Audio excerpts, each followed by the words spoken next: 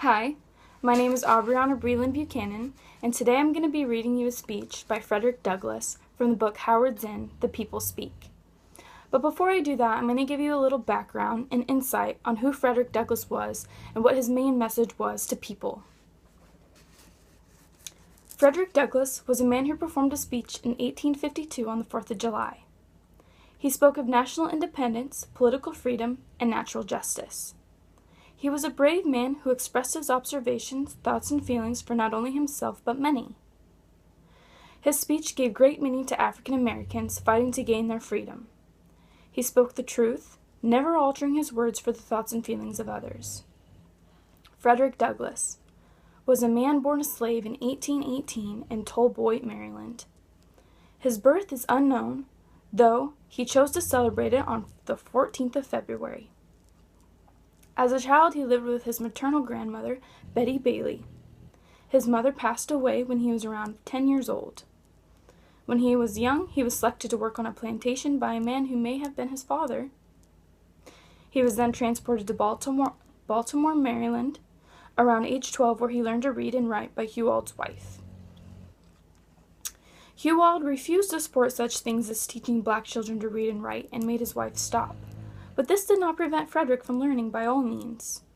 He began to teach other slaves the importance of literature. He read books, newspapers, and he even began writing his own autobiographies. When he reached about 16 years of age, he was sent to work for a man by the name of Edward Covey, also known as the slave breaker. Edward inflicted a lot of abuse on Frederick over time until one day Frederick fought back, and since that occurrence, Edward never touched Frederick again. Douglass tried twice to escape but was not very successful. When he fell in love with Anna Murray, a free black woman in Baltimore, they planned an escape. On September 3, 1838, Douglass boarded a train in Havre de Grace, Maryland. He carried with him a sailor's uniform, some of Murray's savings, and identification papers from a free black seaman. Within 24 hours, Douglass arrived at David Ruggles in New York. Murray and Douglass met up and soon married on September 15, 1838. Douglass became very successful from this point forward.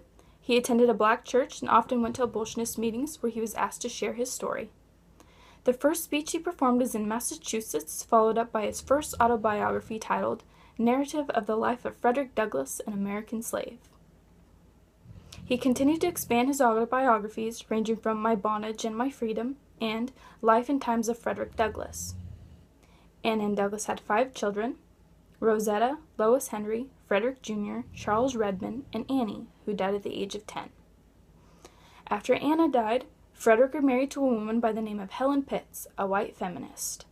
Lots of controversy began with the town and Frederick's children after this had happened. But after 11 years of marriage, Frederick passed away on February 20th, 1895, by either a stroke or heart attack. No hard evidence is provided. With the wise words of Frederick Douglass, many saw the light. He changed the views of others from all skin colors from black and white. He opened the eyes of thousands of African Americans, giving them hope and reassurance that everything would be okay. He spoke words of truth and honesty, ranging from false freedom on the 4th of July to justice and independence. He was a man of knowledge, kindness, hope, and most importantly, love. Now, taking all of this into consideration, I will now read you Frederick Douglass's speech. Fellow citizens, pardon me. Allow me to ask, why am I called upon to speak here today? What have I, or those I represent, to do with your national independence? Are the great principles of political freedom and of natural justice embodied in that Declaration of Independence extended to us?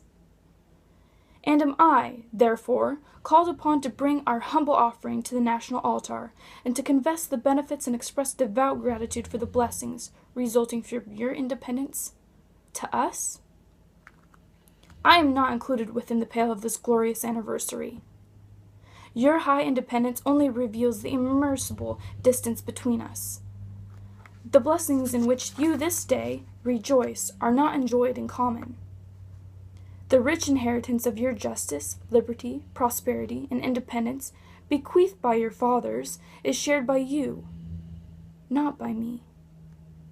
The sunlight that brought life and healing to you has brought stripes and death to me. This 4th of July is yours, not mine. You may rejoice, I must mourn. To drag a man in fetters into the grand illuminated temple of liberty, and call upon him to join you in joyous anthems, wherein human mockery and sacrilegious irony. Do you mean citizens to mock me by asking me to speak today? Fellow citizens, above your national tumultuous joy, I hear the mournful wail of millions, whose chains heavy and grievous yesterday are today rendered more intolerable by the jubile shouts that reach them. At a time like this, scorching irony, not convincing argument, is needed. Oh, had I the ability and I could reach the nation's ear, I would, today, pour out a fiery stream of biting ridicule, blasting reproach, withering sarcasm, and stern rebuke. For it is not light that is needed, but fire. It is not the gentle shower, but thunder. We need the storm, the whirlwind, the earthquake. The feeling of the nation must be quickened. The conscience of the nation must be roused. The propriety of the nation must be startled. The hypocrisy of the nation must be exposed, and its crimes against God and man must be proclaimed and denounced. Thank you.